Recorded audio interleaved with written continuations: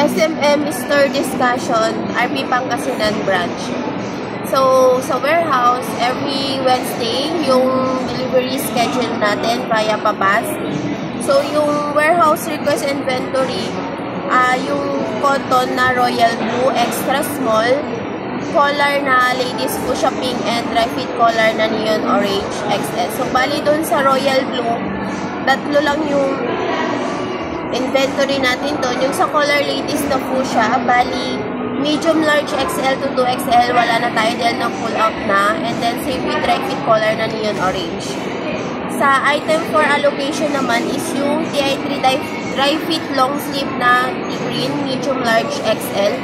And hindi tayo kasama dun sa mga stores to carry. Sa slow moving item naman natin is yung pillowcase plain.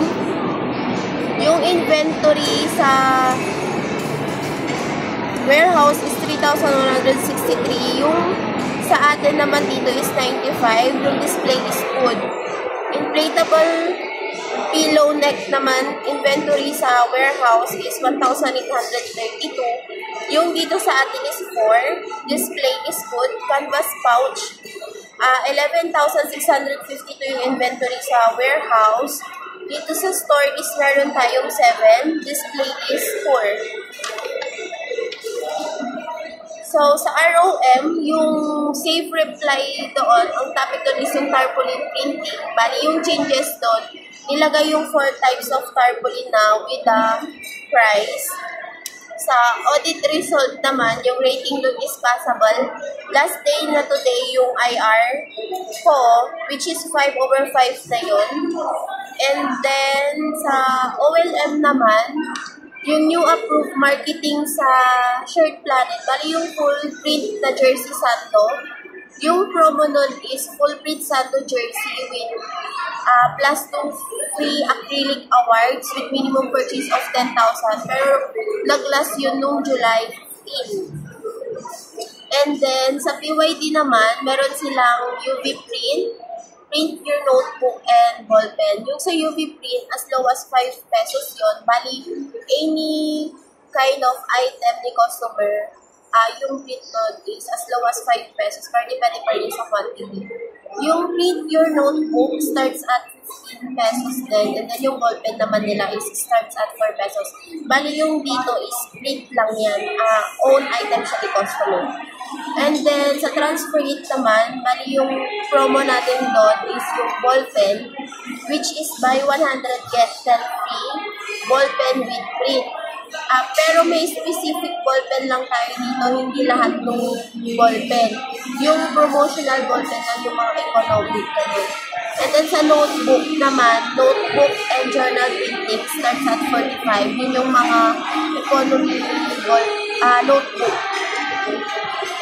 Sa ads and promo, bali yung brochure pa rin doon and yung updates is yung background booklet na pinagsama-sama na nila. Kumbaga, yung mga background naka-specify na siya sa mga item na pwedeng paggamitan. And then yung embroidery booklet din.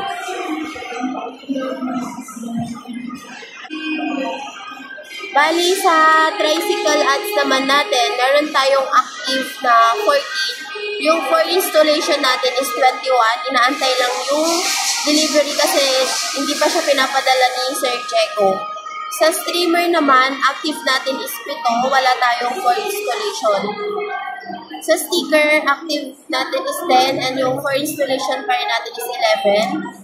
And then, yung sa curtain naman, yung shower curtain, active doon is 4. For installation natin is 6.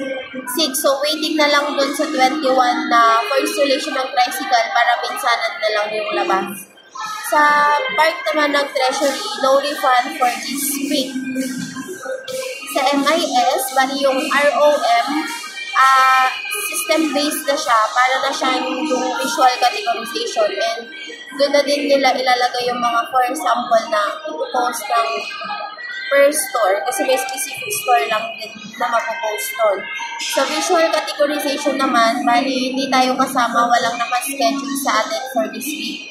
Same din sa HR, wala tayong schedule ng workshop for this week.